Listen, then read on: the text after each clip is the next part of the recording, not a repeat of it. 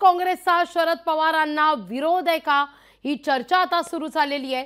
काँग्रेसच्या स्थानिक नेत्यांचा पवार कुटुंबातील उमेदवारास विरोध आहे।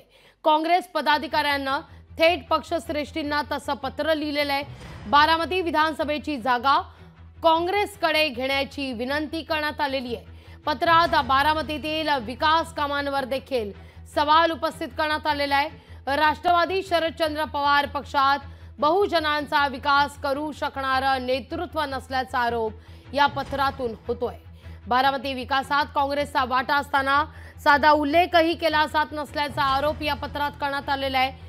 काँग्रेस पदाधिकाऱ्याचे हे पत्र लोकशाही मराठीच्या हाती लागलंय। तालुका काँग्रेस सरचिटणीस निलेश गजरमल यांनी राहुल गांधींना थेट या संदर्भात पत्र लिहिलेलं आहे। काँग्रेस नेत्याच्या या पत्रामुळे मवियाद बिघाडीची शक्यता वर्तवली जाते। दरम्यान काँग्रेस पदाधिकाऱ्यांना या पत्रात नेमकं काय लिहिलंय पाहूया।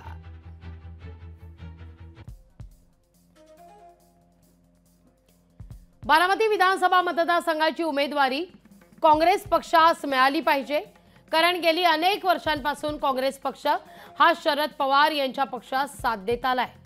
पण राष्ट्रवादी पक्षानं बहुजन जनतेकरता कोणतीही विकासाची कामं केलेली नाहीत।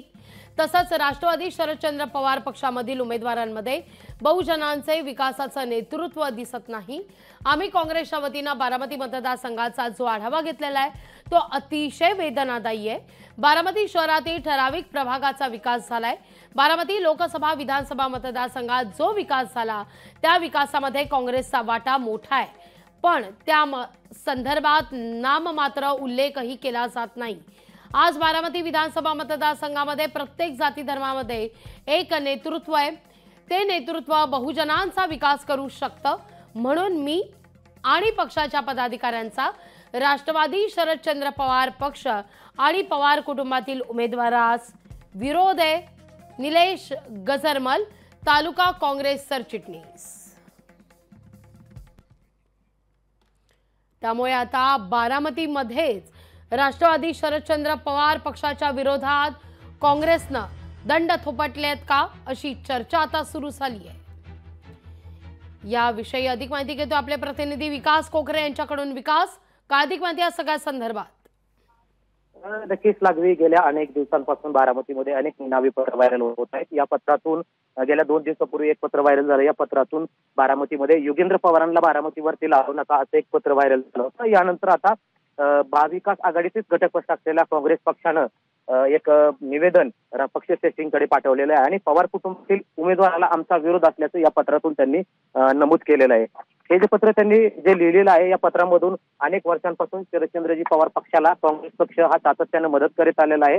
मात्र असं असतानाही बारामतीमध्ये शहरामध्ये जी विकास कामं झालीत, जी महत्वाची कामं झालीत, या महत्वाच्या कामामध्ये कुठेही काँग्रेसचा उल्लेख केला जात नसल्याचा देखील आरोप त्यांच्याकडून केला जातोय। कारण ठराविक प्रभागाचा विकास झाला आहे, ठराविक रोडचा विकास झाला आहे, ठराविक भागाचा विकास झाला आहे असं म्हणणं देखील या काँग्रेस पदाधिकाऱ्यांनी यातून व्यक्त केलंय। कारण सातत्यानं बारामती म्हटलं की पवार हे समीकरण आहे आणि आता दलित असेल, बहुजन समाजातील उमेदवार काँग्रेसने द्यावा अशी सातत्यानं मागणी या काँग्रेसकडून केली जाते। आणि या पत्रातून स्पष्ट उल्लेख केलेला आहे की राष्ट्रवादी शरदचंद्रजी पवार पक्षातील जो पवार कुटुंबातील जो उमेदवार असणार आहे, या उमेदवाराला काँग्रेस पक्षातील आमच्या सहकाऱ्यांचा पूर्णपणे विरोध असणार आहे। कारण सातत्यानं पवार कुटुंबातलाच उमेदवार दिला जातोय, यामध्ये दुसऱ्या कुणालाही संधी मिळत नसल्याचा आरोप देखील त्यांच्याकडून केला जातोय। मात्र तसं पाहिलं तर काँग्रेस हा महायुतीतील महत्वाचा घटक आहे। असं असताना देखील हे पत्र पक्षश्रेष्ठींना पाठवलं जातं। नेमकं या पत्रामागे नेमकं काँग्रेसचं प्रमुख कोण आहे की काय, किंवा त्यांच्याकडून हे पत्र लिहून घेण्यात आले की काय, असा देखील दावा या ठिकाणी केला जातोय।